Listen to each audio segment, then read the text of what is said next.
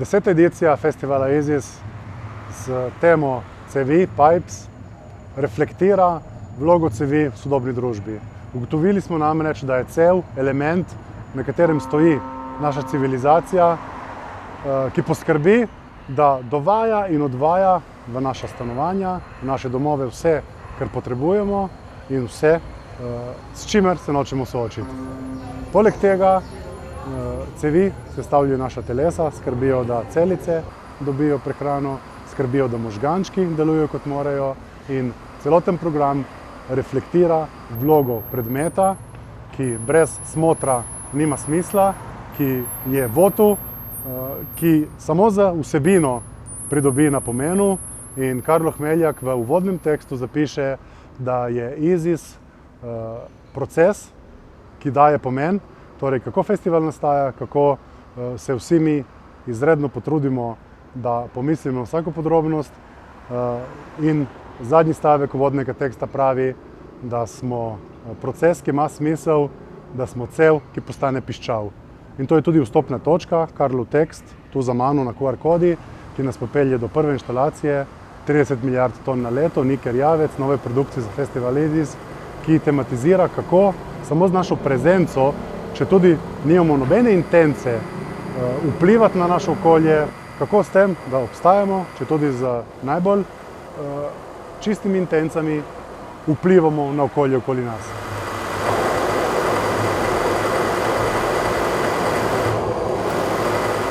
Nadaljujemo do inštalacije tria Brida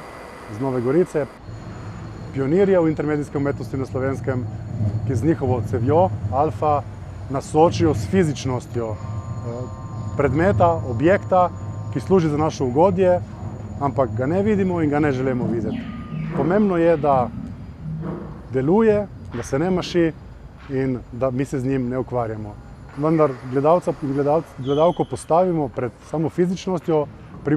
primorani so se sprehoditi okoli tega objekta in vstopiti v prostor nadaljevanja razstave. Razstava se nadaljuje z delavnico svetlobne gverile, podatkovne krajine, kjer udeleženci in udeleženke so na inovativen, grafičen, interaktiven način tematizirali in reflektirali o bazah podatkov. Kaj ima to veze s cevmi, se morda vprašate? Upam si trditi, da naša civilizacija v tem trenutku bi lažje preživela brez kanalizacije, kot brez cevi, ki vsebujejo optične kable, po katerih tečejo informacije, po katerih poteka to, kar mi imenujemo internet. Te cevi so dosti bolj pomembne, verjetno tudi od vode in od kanalizacije. In tudi to dejstvo tematizira delo opice Apes, Marka Barotija, ki na zelo nazoren in neposreden način ponazarja, kako se znamo spremeniti oziroma kako se znamo nekako primordialno obnašati ob številčnosti in številnosti podatkov, ki tvorijo današnjo poplavo interneta. Inštalacija, ki črpa podatke o porabi elektrike za internet, ki črpa podatke o Tinder swipih, ki črpa podatke o Instagram uploadih in nas sooči s tem, da smo daleč od tega, da se dobro počutimo ob tem.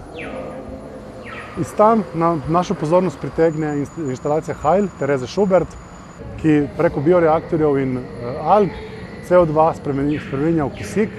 Na nek način nas opozori, da v naših telesih potekajo take reakcije in po ceveh, žilah,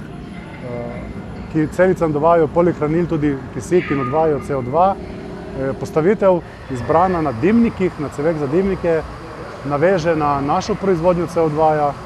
preko našega gretja naših domov in proizvodnje elektrike nenazadnje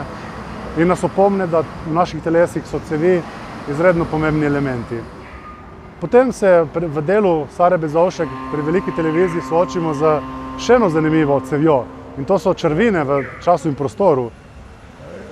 Sari lastna estetika, ki jo sestavlja digitalni kolaž, nas popelje skozi teorijo, fizikalno, znanstveno teorijo črvin, ki z referencami na popkulturo nas popelje vse do vstopa v črvino, ki nas izvrže na eni izmed 4 naslednjih televizij in našo pozornost pritegne delo Lare Žagar, Ukrivljena svetloba v ceveh,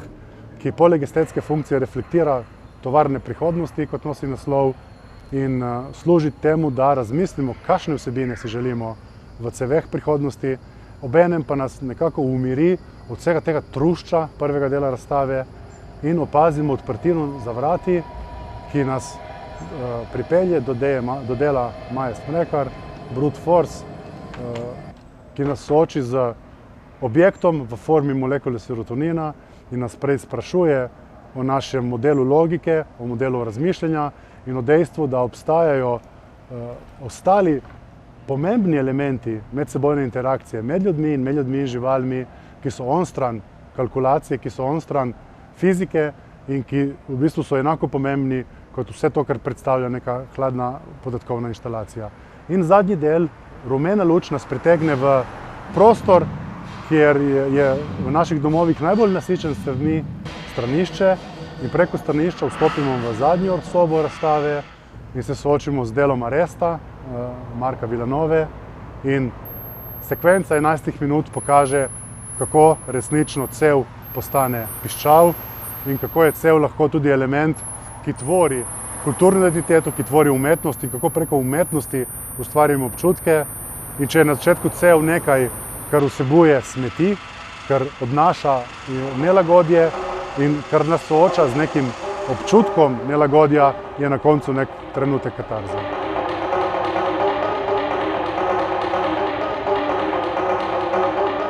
In v Bastionu, delo Tomaža Groma, postavljeno v kupolo